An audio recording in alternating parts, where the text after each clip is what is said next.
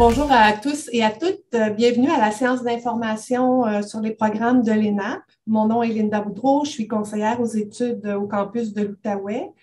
J'ai mes deux collègues qui sont avec moi aujourd'hui, Valérie Mallet et Catherine Anger, qui vont se faire un plaisir de répondre à vos questions via le chat. Avant de poser vos questions, on a beaucoup d'informations dans la présentation, donc attendre là, parce que souvent les questions sont posées, puis on y répond là, quelques acétates plus loin. Donc, je vous invite là, à écouter attentivement jusqu'à la fin pour qu'on puisse répondre à toutes vos questions. Valérie et Catherine vont partager aussi des adresses courriels dans le chat où vous pourrez écrire pour avoir de l'information. Donc, n'hésitez pas là, à poser vos questions ou à demander de l'information via le chat. On débute donc une trentaine de minutes. On va se parler sur nos programmes de l'ENAP. Donc, attendez un petit peu. Alors, aujourd'hui, on va vous parler des programmes de deuxième cycle sans recherche. Donc, pour les profils gestionnaires, les profils professionnels, puis un petit peu là, comment on va voir ça, je vais vous expliquer l'ENAP en bref, qui on est, l'École nationale d'administration publique, nos programmes d'études, le régime des études, temps plein, temps complet, temps partiel, la durée, les frais, les programmes de bourse, les conditions d'admission, comment déposer sa candidature. Et évidemment, à la fin, il va y avoir une période de questions là, pour le temps qui va nous rester à notre présentation. Encore une fois, je vous invite à écrire vos questions. Puis, si jamais votre question fait partie de l'information qui va avoir lieu un petit peu plus tard dans la présentation, Catherine et Valérie vont vous l'indiquer. Donc, l'ENAP, en bref, l'ENAP, on est une université de deuxième et de troisième cycle. Donc, on n'a pas de premier cycle chez nous. On est en études supérieures seulement. Donc, on est vraiment axé sur l'administration publique. Ça fait 50 ans qu'on est là. On a plus de 30 programmes pour les professionnels, pour les gestionnaires. On a des laboratoires de recherche. On a un service de formation continue. On a un service de formation à l'international. Donc, on est pas mal instauré là, au niveau de la fonction publique, là, tout niveau étatique confondu, pour outiller les gestionnaires, les professionnels, et même les gens là, qui sortent du baccalauréat, qui veulent travailler dans la fonction publique là, pour outiller, dépendamment du programme qui convient là, le mieux possible au développement de la carrière. Donc, nous, l'ENAP, on est membre du réseau des universités du Québec. Donc, on connaît facilement l'UQAC, l'UQAM, on connaît là, ces universités-là, l'UQO en Outaouais, mais aussi les universités à vocation spécialisée. Donc, l'École nationale d'administration publique fait partie, de même titre que l'INRS, la TÉLUQ et l'ETS. Donc, dans ces universités-là, on a tous du 1, 2 et 3e cycle, à l'instar de deux écoles particulières, donc l'INRS et l'École nationale d'administration publique, qui n'offrent que du 2e et du 3e cycle. Où on est, nous, à travers le Québec. Notre maison mère, le siège social est à Québec. On a des campus à Montréal, en Outaouais, à Trois-Rivières et à Saguenay. Mais on a aussi des lieux d'études un petit peu partout. Donc, Drummondville, Joliette, Longueuil, Sherbrooke. Mais on a nos cours en ligne et on a nos cours à distance aussi.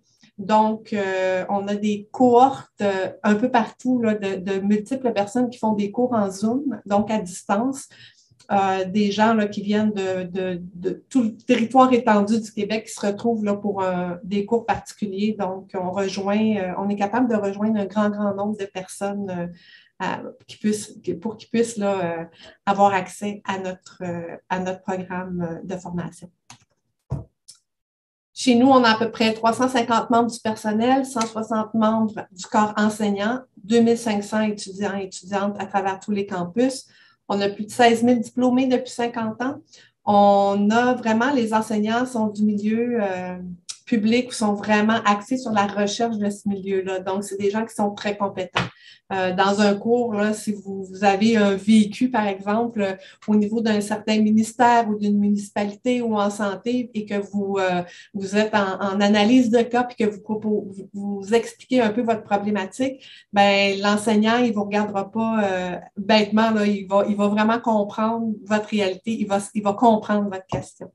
Donc, c'est des gens là, qui sont vraiment axés sur la réalité terrain des gens qui sont dans la fonction publique. La clientèle de l'ENAP vient d'où? Bien évidemment, on a des gens qui sortent du bac et qui sont admis à l'ENAP, qui veulent poursuivre à la maîtrise en administration publique. Souvent, les gens vont nous demander, « Ah, moi, j'ai un bac en éducation physique. Est-ce que je peux être admis à l'ENAP? » Effectivement, oui. On a des ministères sport et loisirs. Si vous êtes en communication, si vous êtes en art, vous faites un bac en art. On a au niveau fédéral, les musées fédéraux, on a les musées qui sont de titre public provincial. Donc, le champ d'études va toucher à quelque part un département ou un organisme public. Donc, excusez-moi. Donc, un organisme public. À ce moment-là, tous les champs d'études sont acceptés. Si vous avez fait de la chimie, vous pouvez aller travailler à Santé Canada, par exemple. Donc, le champ d'études n'est pas important. On a aussi les gestionnaires, les professionnels et les professionnels des services publics. Les gens des consultations privées, les gens qui travaillent pour des compagnies qui font des consultations avec le public. Donc, eux, là, en lien avec l'administration publique, ils viennent aussi voir comment fonctionne la machine étatique là, afin de bien amarrer là, leur projet, là, souvent de PPP qu'on appelle, là, partenariat public-privé. Donc, on a les gens du privé aussi qui viennent chez nous. Puis, évidemment, les OSBL, les ONG aussi, là, souvent les gens de ces milieux-là viennent faire une formation chez nous. Donc, les caractéristiques distinctives de l'ENAP, on a un plan de formation accessible et flexible, on a des cours en ligne, en présentiel, on a des cours à distance. La différence entre un cours en ligne et un cours à distance, le cours en ligne est asynchrone. Donc, vous le faites à votre rythme. Et le cours à distance est un cours qui va se donner de votre maison via votre ordinateur, mais à des dates et à des heures fixes. Et on a les cours en classe, là, évidemment, à date et heure fixe en présentiel. On a du temps complet, temps partiel. On a des différents programmes de durée. Vous pouvez aller des micro-programmes de 9 crédits, donc 3 cours, jusqu'à la maîtrise qui est de 45 crédits. Nos domaines d'études sont variés, évidemment. Nos horaires, on a des cours de jour, de soir, de fin de semaine. On a des cours en format intensif aussi. Donc, des fois, le 45 heures de cours, parce qu'un cours de 3 crédits dure 45 heures. Ce cours-là peut se donner, par exemple, en fin de semaine, 3 fins de semaine. Donc, si, mettons, le trimestre d'automne et de septembre à décembre, bien, il pourrait y avoir une fin de semaine en septembre, une fin de semaine en octobre, une fin de semaine en novembre. Et le cours se donne comme ça en format intensif. Notre pédagogie est vraiment tournée vers l'action. Oui, on est en deuxième cycle. Oui, vous allez avoir de la lecture à faire. Oui, c'est sûr qu'on a des cadres théoriques parce qu'on étudie la gestion et les domaines de professionnels au niveau de l'administration publique. Mais on est aussi très tourné vers l'action. Par exemple, vous allez suivre le cours de gestion par résultat. Vous allez aller à votre cours le mardi et le mercredi matin, vous allez pouvoir appliquer ce que vous avez appris déjà dans votre milieu de travail. Nos cours sont pratiques. On est là pour outiller les gens de la fonction publique. Les programmes pour professionnels permettent à la fin de la maîtrise d'offrir un stage. Donc, les gens qui décident de faire leur activité d'intégration avec un stage, donc, ils peuvent le faire, donc ils peuvent se faire connaître par les organisations, trouver un emploi là, au niveau de la fonction publique. Puis, on a aussi des possibilités d'études à l'étranger. Donc, on a les stages qui peuvent se faire à l'étranger et vous pouvez aussi, pour un trimestre, décider de dire, ben moi, je vais aller à l'Université de Paris faire un cours, puis j'aimerais qu'il soit reconnu dans mon programme. Évidemment, tout ça est sous forme conditionnelle, mais c'est possible d'y arriver. On s'entend que présentement, avec la COVID, avec la pandémie, les stages à l'international ont été arrêtés. Donc, on se croise les doigts là, pour pouvoir repartir à envoyer nos stagiaires un petit peu partout là, pour enrichir leur curriculum. Mais pour l'instant, évidemment, on a dû suivre le ministère de la Santé là-dessus. Mais je suis sûre que ça va revenir bientôt. Donc, nos programmes, comme je disais tantôt, de deuxième cycle, je dis toujours sans recherche parce qu'avec recherche, c'est un cursus différent. Je vais avoir une petite acétate tantôt qui va l'expliquer avec une adresse courriel pour ceux et celles qui voudraient, eux, faire une maîtrise avec recherche. Donc, c'est vraiment différent. C'est avec un mémoire et les cours sont différents. Je vais vous donner les informations tantôt si c'est ce que vous recherchez. Donc, maintenant, je vais vous parler du programme de deuxième cycle pour gestionnaires et pour professionnels. Nos programmes, on les nomme, on les appelle chez nous avec un gigogne, dans le sens que, vous savez, les petites tables gigogne, un s'imbrique toujours dans l'autre. Donc, si vous faites, par exemple, un micro-programme de 9 crédits, vous avez votre attestation, puis vous dites, ah, finalement, ça a bien été, moi, je vais continuer au programme court. Évidemment, quand vous arrivez au programme court, vos 3 crédits seront reconnus et vous aurez les 2 cours obligatoires à faire pour le programme court. Vous avez terminé votre programme court, vous dites, ben finalement, je vais continuer au DESS. Donc, les cours du programme court sont reconnus au programme de DESS. Donc, vous ne repartez pas à zéro sur 30 crédits du DESS, comme dans l'acétate le démontre. Si vous avez fait le programme court de 15 crédits, bien, il va vous rester 15 crédits à faire sur les 30 et ça continue comme ça jusqu'à la maîtrise du DESS. Quand vous changez à la maîtrise, évidemment, les crédits vous seront reconnus. L'inverse est aussi vrai. Vous avez dit, hey, moi, je fais ma maîtrise, vous arrivez à la maîtrise, vous faites 3 cours, il y a un gros projet qui arrive dans votre vie professionnelle, un contexte de vie personnelle qui fait que vous ne pouvez pas continuer vos études. Mais si vous avez 3 cours, on peut changer de programme, aller vers le micro-programme, vous avez 3 cours de fait et vous allez recevoir votre attestation. Donc, on peut se promener comme ça dans les programmes à votre choix. C'est sûr qu'il y a des conditions. Par exemple, vous faites un programme court en gestion des ressources humaines et vous décidez d'aller au DESS en évaluation de programme. Bien, ça se peut qu'il y ait des cours qui ne vous soient pas reconnus parce que c'est des cours à concentration. Donc, si vous changez là, de programme court vers DESS, vers la maîtrise, mais que vous restez dans la même concentration, c'est sûr que tous vos cours vont être reconnus. Si vous changez de concentration, à ce moment-là, on essaie d'en reconnaître le plus possible, mais il peut arriver qu'il y en a qu'on ne puisse pas reconnaître parce que c'est une concentration particulière. Les gens demandent souvent, c'est quoi la meilleure façon? Est-ce que mon but, c'est de faire la maîtrise, mais en fait, il n'y a pas de bonne réponse. Il y a des gens qui, pour se motiver, doivent aller étape par étape. Donc, ils commencent micro-programme, programme court, DESS et maîtrise. Et il y a des gens qui vont dire, ben moi, non, si je suis à la maîtrise, je vais m'inscrire tout de suite, c'est ce qui va me motiver. Donc, à chaque fois qu'on change de programme, il y a des frais de 50 $, mais c'est la seule chose là, qui fait que c'est une différence. Dans le fond, c'est vous qui décidez comment vous voulez faire votre programme. C'est sûr que l'avantage, c'est de prendre un temps d'arrêt entre chaque programme. Si vous faites votre micro-programme, puis, je ne sais pas, moi, 6 mois, 1 an plus tard, vous revenez, vous continuez. Un cours, chez nous, quand vous faites un cours, mais je dis chez nous, mais en fait, c'est dans tout l'UQ, c'est le même principe de reconnaissance des acquis scolaires. Un cours universitaire est bon 10 ans. Donc, si vous faites un programme court puis vous revenez dans 8 ans, on va reconnaître vos cours. C'est sûr que dans 8 ans, les programmes vont avoir changé. Donc, ça se peut que vous ayez plus de cours à faire, moins de cours à faire ou qu'il y ait un cours qui soit aboli. Donc, c'est un risque. Mais en général, un cours est reconnu sur une période de 10 années.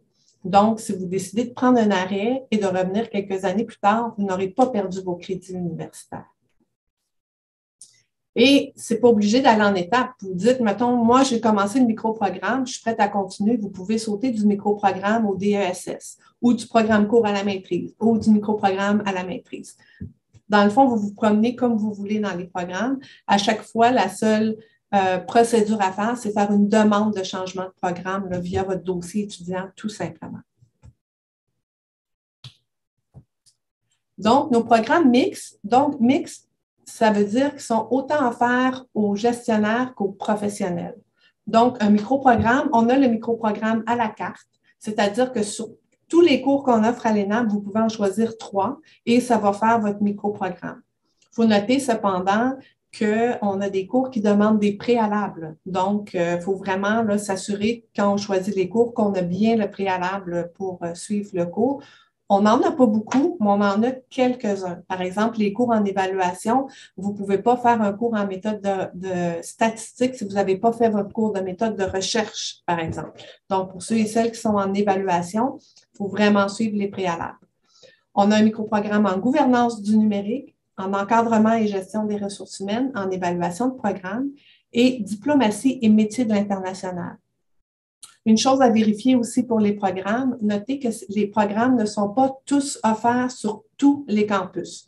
Donc, il y a des programmes qui sont Montréal et Québec, tout est offert à Montréal et à Québec. Saguenay, Trois-Rivières et Outaouais, il faut vérifier si le programme est offert dans ces régions-là. Il y a certains programmes qui ne le sont pas.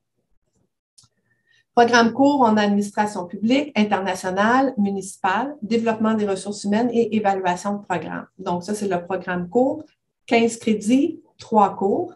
Et le microprogramme, 5 cours, excusez-moi. Le microprogramme, 9 crédits, 3 cours. Ensuite, on y va avec le profil professionnel pour le DESS ou la maîtrise, 45 crédits. Donc, 10 cours ou 12 cours et une activité d'intégration. Vous pouvez choisir administration publique, donc concentration générale, administration internationale, développement des ressources humaines et des organisations et évaluation de programmes. Ça, c'est vraiment les programmes qu'on offre pour les professionnels.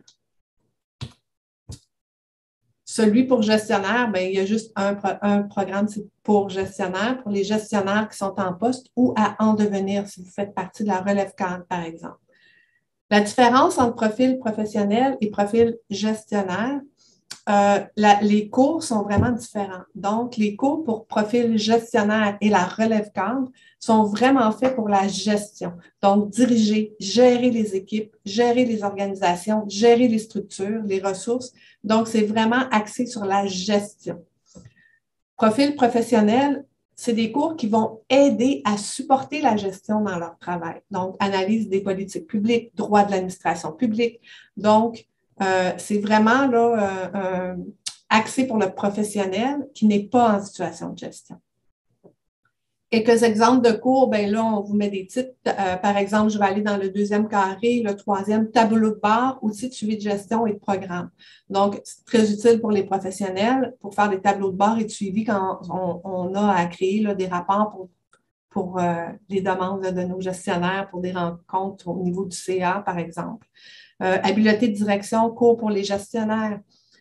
Conception et mise en œuvre des politiques publiques, cours pour les professionnels. Gestion financière du secteur public, cours réservés pour les gestionnaires. Donc, comme vous voyez, les cours sont vraiment typiquement associés à chacun des profils pour vraiment vous aider et vous outiller dans votre milieu de travail.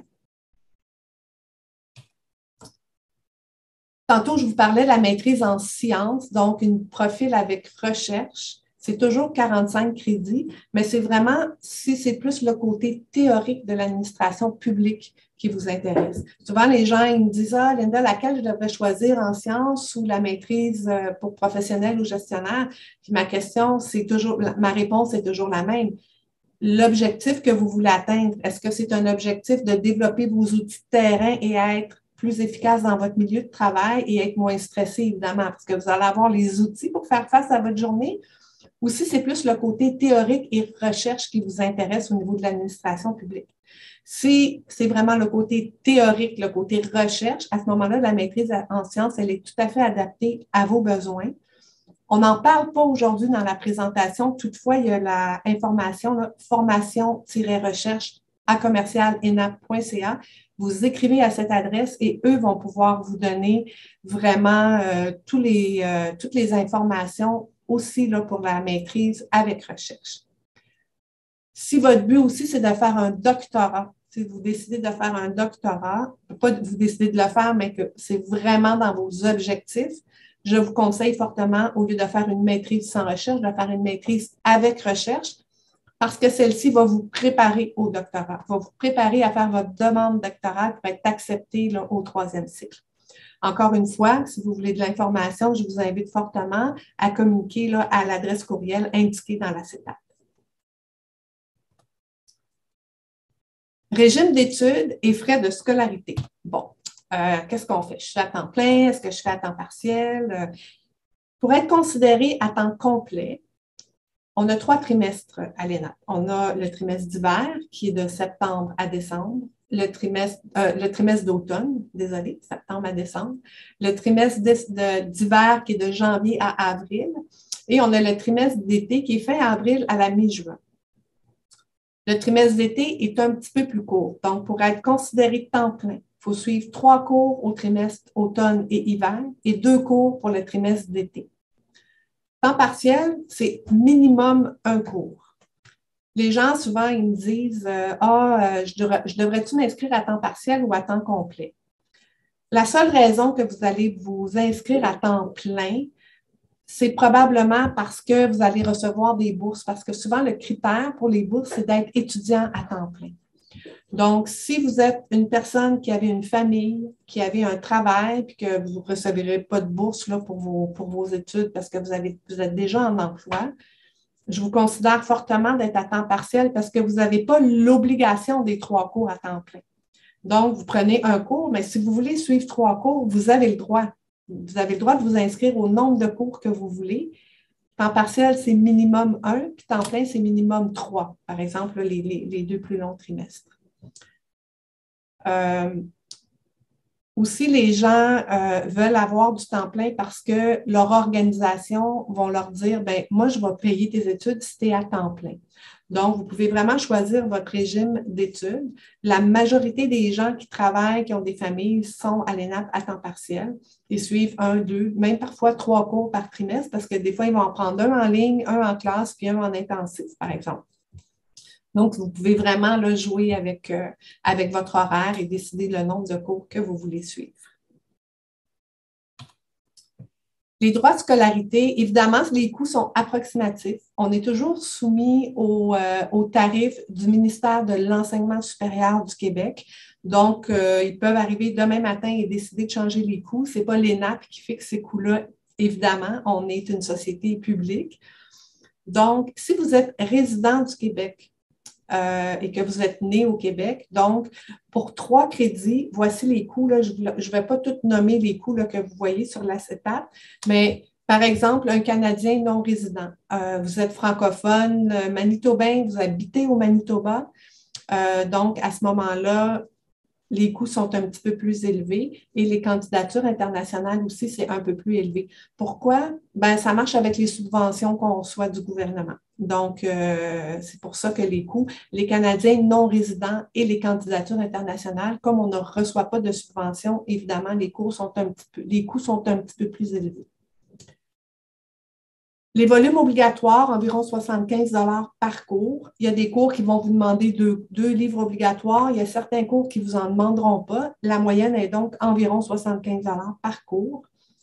Un exemple, un étudiant du microprogramme qui réside au Québec, qui prend 1 cours par trimestre, donc sur 3 trimestres, avec les cours obligatoires, ça va lui revenir, son attestation de microprogramme va lui revenir environ à 1 400 $.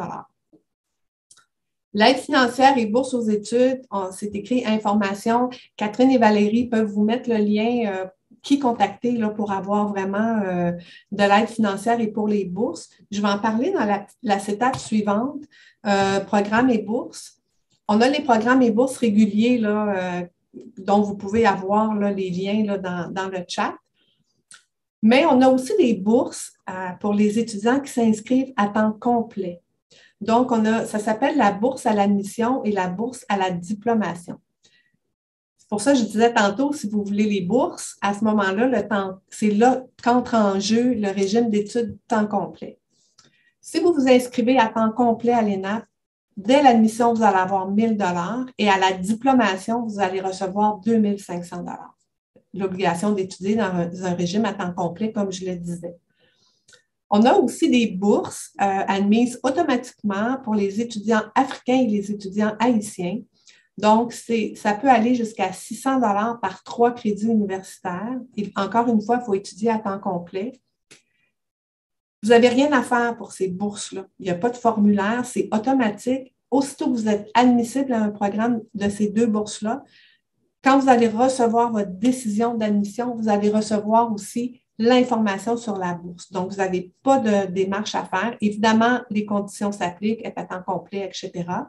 Si vous avez les conditions, le bureau du registraire va vous en informer et vous allez en bénéficier. Les autres bourses disponibles aussi, c'est tous les bourses là, de l'UQ qu'on reçoit, de bourses de Desjardins et tout ça. Pour ces informations-là, vous pouvez sur notre site aller, là, on a un onglet pour les bourses, mais on a aussi une adresse là, au service aux étudiants. On a des personnes spécialisées au niveau des bourses qui peuvent vous aider et vous donner l'information aussi à ce sujet-là. Bon, les fameuses conditions d'admission et comment déposer sa candidature. Évidemment, la condition principale pour être admise aux études de deuxième cycle, c'est de détenir un baccalauréat. Et ce dernier doit avoir une moyenne de 3,2 sur 4,3. Si vous avez entre 2,7 et 3,2, à ce moment-là, on peut faire une analyse de votre parcours professionnel. Donc, si vous avez de l'expérience professionnelle dans un milieu de travail, qui peut venir compenser la moyenne de votre bac si elle est trop basse. Donc, dans le doute de la moyenne de votre bac, je vous invite à déposer avec un CV exhaustif. Donc, le CV que vous allez déposer dans votre demande d'admission, chaque poste doit être décrit. Donc, la date de départ du poste, la date d'arrivée, la date de fin, le titre et une bonne description de c'est quoi vos tâches. Pourquoi? Parce qu'on évalue les tâches professionnelles. Si vous n'avez pas de baccalauréat et que vous avez 10 années d'expérience professionnelle pertinente, vous pouvez déposer une demande à l'ENAP. Les 10 années compensent pour le baccalauréat. On parle d'expérience professionnelle. Je donne un exemple. Si vous êtes policier, pour nous, c'est technique. Ce n'est pas reconnu. Si vous êtes policier, mais que ça fait 10 ans que vous êtes chef d'équipe, superviseur dans votre milieu de travail, ça, c'est de l'expérience professionnelle. Donc, c'est pour ça qu'on vous invite à bien définir vos tâches. Parce que des fois, le titre de votre tâche, il est technique, mais toutes vos tâches sont de niveau professionnel. Donc, si vous appliquez sous la mention avec expérience professionnelle, mettez un CV détaillé pour ne pas avoir votre demande là, refusée sous peine qu'on n'a pas compris c'était quoi votre milieu de travail. Évidemment, il faut avoir la maîtrise de la langue française et une connaissance des outils là, bureautiques, là, Excel, PowerPoint, PDF, Word, évidemment, parce que vous allez vous en servir dans vos cours. Donc, je pense que j'ai fait le tour de cet acétate-là aussi. Je vais rajouter quelque chose qui n'est pas dans l'acétate. Quelqu'un qui n'a pas de baccalauréat, par exemple, qui a 7 ans d'expérience professionnelle pertinente, mais qui détient un certificat de premier cycle avec une moyenne de 3,2, peut être admis à l'ENAP.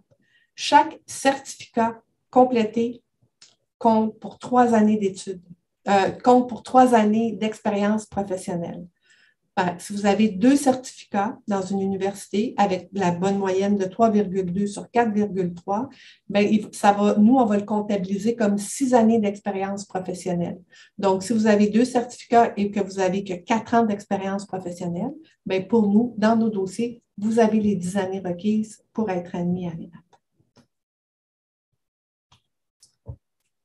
On a des conditions d'admission spécifiques pour les gestionnaires. Quelqu'un qui sort du bac et qui veut faire une maîtrise en gestion, mettons, la personne sort du bac, se trouve un travail et est déjà gestionnaire dans son travail, mais que ça ne fait pas 2 ans qu'il est sur le milieu du travail, ne pourra pas être admis. Il faut avoir un minimum, si on est sur la base du bac, il faut un minimum de 2 années d'expérience professionnelle. Pas nécessairement en gestion, mais 2 années d'expérience professionnelle dans un milieu de travail. Il faut aussi démontrer une expérience appropriée en gestion. Donc, avoir été chef d'équipe, avoir remplacé son patron ou être déjà un gestionnaire. Si vous n'avez pas d'expérience en gestion, mais que vous faites partie de la relève cadre, ça aussi, vous pouvez être admis dans le profil gestionnaire. Nous avons un formulaire qui s'appelle « Formulaire d'appui pour un candidat sans expérience de gestion » que vous trouvez sur notre site au niveau de l'admission. Vous pouvez le voir, vous le téléchargez, vous le faites remplir par votre supérieur immédiat qui doit mettre ses coordonnées parce qu'on va les contacter pour vérifier. Et si ce formulaire-là confirme, c'est des cases à cocher par votre gestionnaire que vous avez des aptitudes de leadership, vous allez pouvoir être admis dans nos programmes. Donc, vous avez plusieurs choix. Si vous n'avez pas d'expérience en gestion, à ce moment-là, c'est de remplir le formulaire ou de faire partie de la relève cadre de votre organisation. Pour professionnels, il n'y a aucune expérience de travail ni de gestion exigée. Donc, si vous avez un bac, on ne vous exigera pas 2 années d'expérience de travail ni d'expérience de gestion. Le bac suffit pour les programmes pour professionnels. Évidemment, si vous n'avez pas de bac, là, on va vous demander 10 années d'expérience professionnelle qui compense pour le bac. C'est le programme en évaluation qui va vous demander une condition d'admission spécifique. On va vous demander pour le programme de maîtrise en évaluation d'avoir réussi dans les 5 dernières années un cours de statistique, de premier ou de deuxième cycle.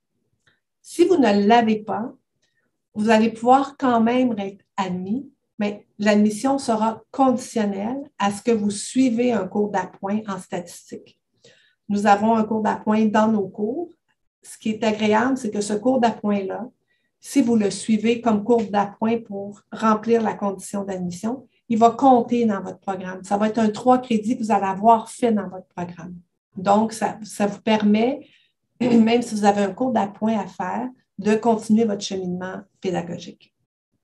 Évidemment, microprogrammes et les programmes mixtes là, qui s'adressent ni aux gestionnaires ni aux professionnels, là, comme en gouvernance numérique, par exemple, diplomatie, il n'y a aucune expérience de travail ou de gestion exigée. Les périodes d'admission pour l'automne, excusez-moi, vous pouvez déposer jusqu'au 1er juin. Pour l'hiver, 1er novembre et à l'été, le 15 mars. C'est sûr qu'on accepte, on appelle ça admission continue. Ça se peut qu'après le 1er juin, on continue d'admettre des gens pour le trimestre qui s'en vient. Ça va avec la charge de travail. Si la charge de travail le permet et que rendu au 15 novembre, les gens déposent, par exemple, pour l'hiver, la date était le 1er, mais on est rendu au 15, probablement qu'on va la traiter, votre demande. Mais vous serez en retard sur la période d'inscription. Ce que ça veut dire, c'est que votre dossier va prendre 4 à 6 semaines à être traité.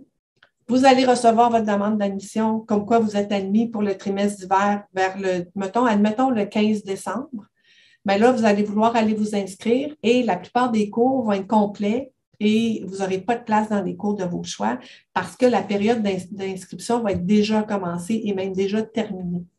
Donc, oui, on peut être tardif, ça se peut, mais on ne vous le conseille pas si vous voulez avoir de bons choix de cours et les places dans les groupes de votre choix. Ce que ça va vous prendre, là, j'ai les lettres que ça vous prend et les documents que ça vous prend pour faire une demande d'admission. Nos demandes d'admission se font en ligne. Je vous conseille fortement de préparer sur le bureau de votre ordinateur tous ces documents-là. Donc, vous les numérisez, vous les placez dans un dossier pour que lorsque vous allez faire votre demande d'admission en ligne, vous avez juste à glisser les documents, tout va être prêt dans votre dossier, vous avez juste à aller les chercher puis les mettre dans votre demande d'admission.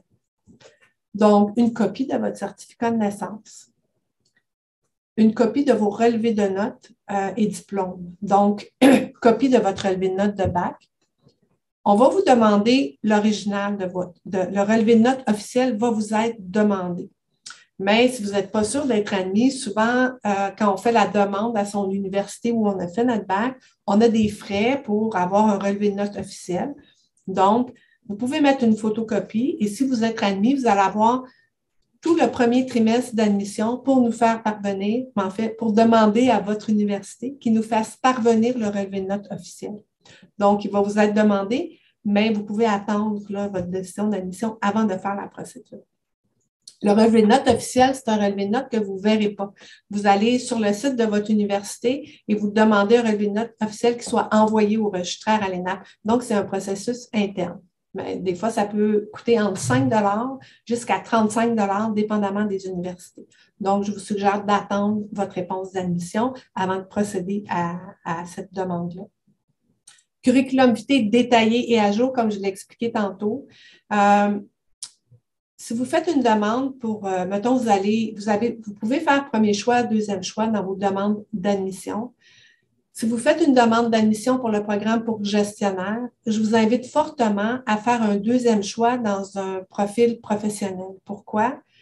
Parce que si les critères pour gestionnaire ne sont pas remplis, mais que vous êtes éligible pour les maîtrises pour professionnels, à ce moment-là, on va vous donner votre deuxième choix.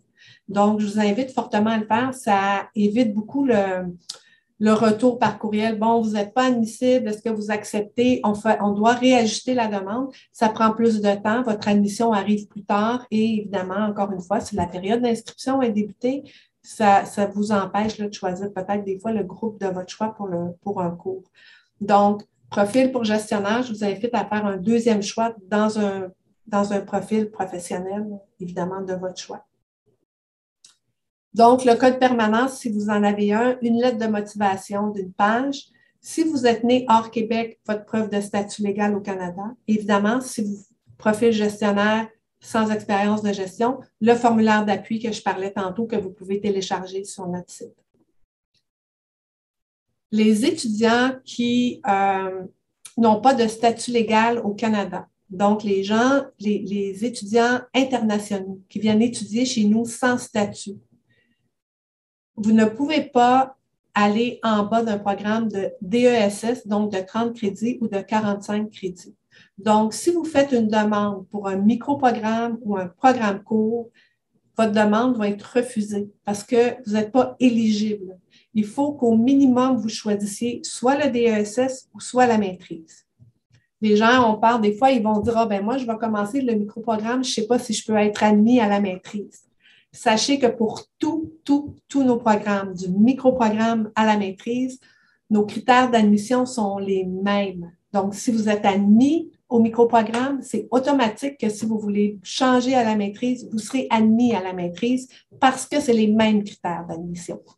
Donc, je répète encore, les étudiants internationaux, vous ne pouvez pas demander un programme court ou un microprogramme. Vous y allez avec le DESS ou la maîtrise. Donc, vous prévoyez le tout, comme je disais, vous numérisez ça sur votre bureau d'ordinateur afin que tous les documents soient prêts. Vous allez sur adel.enap.ca. Des frais d'admission de 50 $ vous seront exigés et vous allez pouvoir déposer votre demande d'admission. Évidemment, sur admission@enap.ca, vous allez pouvoir revoir là, tout ce qui vous est demandé comme pièce d'identité, comme pièce requise là, afin de déposer votre demande d'admission. L'ENAP, juste pour rajouter un petit peu, on a une bibliothèque accessible à nos étudiants. On a accès à des locaux, on a des services aux étudiants, donc des aides à la réussite, des stratégies d'apprentissage. Par exemple, dernièrement, on a eu un atelier sur 10 trucs pour avoir une lecture stratégique. Hein, quand on a beaucoup de lectures à faire pendant notre cours, comment faire qu'elle soit efficiente, cette lecture-là? Bien, on a eu un atelier sur 10 trucs pour vraiment aider les étudiants à bonifier leur lecture. On a des journées carrières, on a des journées, des ateliers sur la préparation à des concours, comment vous montez votre CV, comment faire une entrevue. Donc, on peut vous assister à ces démarches-là. Aide au placement, préparation à la recherche de stage, donc, etc., etc. Notre service aux étudiants pour les bourses, pour les étudiants qui sont en situation de handicap et qui ont des besoins particuliers. On peut vraiment, là, on est très, très à votre service pour votre réussite scolaire. On a de l'aide financière, on a une association étudiante et on est surtout une équipe, je dis tout le temps, l'expression, on est tissé serré. Donc, vous allez avoir un campus d'attache, Québec, Montréal, Gatineau, Saguenay. Mais tous mes collègues sur tous ces campus-là, on travaille main dans la main. Donc, si jamais vous écrivez à un conseiller, ce n'est pas votre conseiller, on va tous vous répondre de la même façon. On va tous vouloir votre réussite scolaire, puis on va être là pour vous conseiller et vous aiguiller là, vraiment dans votre cheminement pédagogique. Donc, on est très, très bien entouré quand on étudie à l'ENAP. Et voilà, je suis à la période de questions. Est-ce que, Catherine, tu veux prendre le micro pour me poser quelques questions? Comment tu veux procéder? Oui, merci beaucoup, Linda, pour cette belle présentation. Est-ce que ce serait possible pour toi d'aller un petit peu, de préciser un petit peu là, au niveau des modalités d'enseignement, de quelle façon ça se passe exactement? Est-ce qu'il y a une plateforme en particulier où les cours sont offerts? Donc, un peu d'expliquer là, au niveau de la modalité d'enseignement? Oui, bien sûr. Donc, on a des cours, je disais tantôt, en ligne, des cours à distance et des cours en classe. Mais tous ces cours-là, que ce soit n'importe quelle façon que vous allez vous inscrire à un cours, vous avez votre plateforme étudiant. Donc, on a une plateforme qui s'appelle la plateforme Athénap. Donc, c'est une plateforme que vous vous branchez et tout le contenu de vos cours sont sur cette plateforme-là. Vous pouvez y remettre vos travaux. Vous pouvez aller y chercher certaines lectures. Donc, c'est une plateforme là, qui est très facile d'utilisation. Elle vous permet de contacter votre professeur. Elle vous permet d'avoir un forum avec les autres étudiants pour poser des questions, pour jaser entre vous. Donc, c'est une plateforme qui est hyper appréciée de nos étudiants. Puis, je vais juste répéter la différence entre les 3 modalités de cours qu'on a. Les cours en ligne, donc, c'est un cours qui est asynchrone. Vous ouvrez votre cours sur votre plateforme Athénap et vous le faites à votre rythme. Il y a des dates de tombée, par exemple. Bon, tel le travail numéro 1 du premier, deuxième, troisième module est dû à telle date. Donc, à telle date, votre travail doit avoir été remis sur la plateforme Athénap. Donc, c'est les dates. Vous avez des dates à respecter. Des fois, il y a des dates d'examen, mais lorsque vous vous inscrivez au cours, dans le plan de cours, ces dates-là sont spécifiées. Donc, vous les connaissez d'avance. Tout le reste de votre cours, quand il est en ligne, vous le faites à votre propre rythme.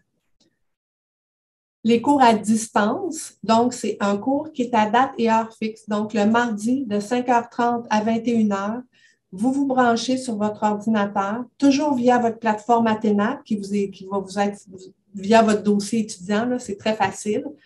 Donc, vous vous branchez sur votre plateforme Athénap, vous cliquez sur votre cours et votre Zoom va s'ouvrir et vous allez être avec vos collègues de classe, bien confortablement assis dans votre salon. Le professeur sera là et c'est un cours magistral en direct qui vous est donné via votre ordinateur. L'autre version de modalité, les cours en classe. Donc, le mardi soir, de 5h30 à 21h, vous vous déplacez dans les locaux de l'ENAP, Montréal, Québec, Gatineau ou Saguenay. Vous allez en classe et là, vous rencontrez vos collègues de classe, votre professeur et vous avez votre cours. On a aussi les formules hybrides, c'est-à-dire, vous allez avoir une partie du cours qui va être en ligne, que vous faites à votre propre rythme. Et par exemple, il va y avoir 3 rencontres obligatoires en présentiel. Donc, 3 rencontres soit en Zoom ou soit en classe, mais à date et heure fixe, vous allez rencontrer vos collègues de classe et vous allez rencontrer votre professeur. Et encore une fois, quand vous vous inscrivez au cours, dans le plan de cours, ces dates-là sont connues. Ils n'arrivent pas comme une surprise. Demain soir, tout le monde se branche. Là. Donc, vous pouvez planifier votre agenda. Quand vous vous inscrivez à un cours, vous vous inscrivez en connaissance de cause, vous connaissez les dates. Merci beaucoup, Linda, pour cette précision. Tu parlais justement de l'enseignement en présentiel. Quel est le plus-value de venir étudier à l'ENAP là, au niveau de la grandeur des classes, au niveau vraiment là, l'enseignement? Comment l'enseignement est amené justement dans ces classes-là? OK. Les cours en présentiel, c'est des petites classes, donc vous ne vous retrouverez pas dans un auditorium là, avec 60 personnes avec vous. Il n'y a jamais plus que 32 étudiants dans une classe. Donc, la plus-value d'être en classe, d'être en présentiel, évidemment, c'est l'échange et les débats. Donc, il n'y a pas d'obstacle, vous n'êtes pas devant un ordinateur. Donc, c'est vraiment de communiquer avec les autres peut-être plus facilement, je dirais, mais c'est vraiment des débats et le professeur va amener là, le groupe à participer ensemble là, parce qu'on se dit le deuxième cycle, c'est différent, c'est une différente pédagogie que le premier cycle. Le premier cycle, on va ouvrir un livre, on va l'étudier, on va avoir un examen, c'est quasiment, bon, un peu du par cœur. Au deuxième cycle, on va faire appel à votre sens de l'analyse, à votre sens d'évaluation de cas, à votre sens de, bon, ben vous avez lu telle nouvelle au niveau, tu sais, tout ce qui se passe avec la pandémie, au niveau des centres de santé, des élections. Donc, il va y avoir des débats sur vos réalités, là, au niveau des politiques que vous devez faire, au niveau du droit administratif que vous devez avoir là, dans votre niveau de travail, ou même juste l'analyse de qu'est-ce qui se passe de votre terrain. Donc, en classe, là, il y a des débats, là, donc c'est un petit peu différent là, des cours en Zoom. Les cours en Zoom, il y a quand même ça pareil, là, parce que c'est en présence et le professeur est très présent, mais de rencontrer les gens, ce qu'on n'a pas en Zoom, c'est ce qu'on appelle là, les discussions de la machine à café, là, dans le sens que avant le cours, après le cours, aux pauses et tout ça, ça vous permet là, aussi de créer un réseau là, au niveau des gens là, de la fonction publique. Parfait, merci beaucoup. Je voulais tout simplement préciser à tous les participants, que la présentation d'aujourd'hui, la présentation PowerPoint, sera envoyée par courriel aussi dans quelques jours, là. Alors, vous pourrez reconsulter justement cette documentation-là. Donc, à la diapositive suivante, vous verrez aussi l'adresse à laquelle communiquer avec nous. Donc, l'adresse études@enap.ca. Pour justement poser d'autres questions à la fin de cette rencontre-là. Je voulais tout simplement le préciser pour que tout le monde puisse être au courant là, que justement cette information-là sera transmise aussi. Valérie, est-ce que tu as des questions de ton côté? Je te passe la POC, comme on dirait. Non, pas de questions je suis en train de répondre à une question, mais pas d'autres questions de mon côté. J'ai une question dans le questions et réponses d'une personne qui nous dit, bon, j'ai étudié là, j'ai travaillé tant d'années, tout ça. Malheureusement, on ne fait pas de pré-analyse de dossier. Donc, si vous lisez les critères d'admission et que vous pensez vraiment là, que vous les avez, je vous invite à soumettre une demande d'admission parce qu'on ne fait pas de pré-analyse, malheureusement. Puis là, je vais lire une autre question. Mais en fait, là, ils demandent les options, là, c'est des programmes que j'avais tantôt. Là, ils disaient, non, c'est quoi les options qu'on a comme cours? Je vais juste aller dans les programmes pour les répéter, là, si jamais quelqu'un est arrivé en retard. Je ne vais pas vous donner mal au cœur en reculant. Et voilà. Donc, on a les études, ce qu'on a, c'est l'administration publique en général, on a l'administration internationale, on a le développement des ressources humaines et des organisations, on a l'évaluation de programmes. Administration publique en haut, là, c'est vraiment ici, là, vous voyez ma petite souris qui bouge, là, celui-là. Oh, excusez-moi. C'est vraiment une concentration générale. Et on a les programmes pour gestionnaire, qui est gestionnaire, là, il n'y a pas gestionnaire en ci, ça, c'est vraiment un programme pour gestionnaire. Les gens, je dirais les gens qui n'ont pas d'expérience, qui disent, ah, moi, dans quel programme? Moi, c'est parce que je veux un emploi. Souvent, on conseille, parce que les maîtrises avec concentration, lorsque vous les terminez, que vous voulez aller sur le marché du travail, bien, sur tous les postes qui sont offerts, c'est juste, par exemple, vous êtes en évaluation, vous avez accès juste à ceux en évaluation. Mais il y en a plusieurs autres aussi là, qui sont offerts.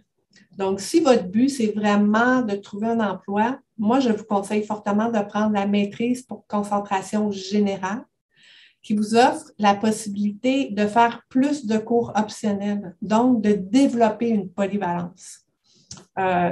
Par contre, si vraiment c'est un créneau particulier, donc comme je disais, c'est vraiment au niveau là, de l'évaluation des ressources humaines de l'international ou de la maîtrise en général. Les paiements, comment se font le paiement des frais de scolarité? Donc, quand vous faites une demande d'admission, vous payez 50 $ votre frais d'admission. Là, vous vous inscrivez et c'est par crédit, donc c'est par 3 crédits qu'on va vous charger. À chaque trimestre, automne, hiver et été, on a une date d'abandon sans frais. Donc, après 6 heures de votre cours, après les 6 premières heures de votre cours, si ce cours-là ne rejoint pas vos besoins, vous pouvez l'abandonner sans frais. Alors, nous, ce qu'on fait, c'est que suite à la date d'abandon sans frais qu'on a à chaque trimestre, c'est à ce moment-là que la facture du trimestre est émise dans votre dossier. Donc, si vous vous êtes inscrit à 2 cours, on va vous émettre une facture de 6 crédits. Si vous êtes inscrit à un cours, une facture de 3 crédits. Donc, à chaque trimestre, après la date d'abandon sans frais, vous allez avoir une facture dans votre dossier payable dans les 30 jours sur le nombre de crédits auxquels vous vous êtes inscrit dans ce trimestre-là. Et voilà. Catherine, Valérie, c'est bon? Oui, merci beaucoup, Linda. C'est parfait. Donc, on peut aussi, comme on le disait tout à l'heure, inviter les gens à nous écrire à l'adresse études@enap.ca pour toute autre question. Excellent. Donc, je vous remercie tout le monde de votre participation. N'hésitez pas à nous envoyer vos questions. On est là pour ça. La seule chose qu'on ne fait pas, c'est vraiment là, des pré-analyses de dossiers. On ne se risque pas à faire ça parce que vos demandes vont par le bureau du registraire. Mais si vous voyez les critères d'admission que vous voulez rencontrer, n'hésitez pas à déposer une demande à ce moment-là. Je vous remercie Linda, beaucoup. une petite dernière question. Oui? La différence entre le stage et le projet en organisation. OK, ça, c'est une activité d'intégration. On a une séance d'information qui dure 1 heure sur ces activités-là. Donc, je n'aurai pas la prétention de retenir les gens là, pendant 1 heure de temps pour expliquer la différence. En fait, le projet en organisation, c'est pour les gens qui sont en situation d'emploi et qui ne peuvent pas se permettre de quitter leur emploi pour aller faire un stage. Donc, on leur permet de faire un projet dans leur organisation. En gros, c'est ça là, la différence. En stage, les étudiants qui ne sont pas en situation d'emploi, qui veulent aller faire un stage dans une organisation, là, c'est un peu la différence des deux. Mais quand on est rendu là, quand vous êtes rendu à peu près à 18 crédits dans votre cheminement, c'est là qu'on vous invite à une séance d'information pour expliquer les activités d'intégration là, de la fin.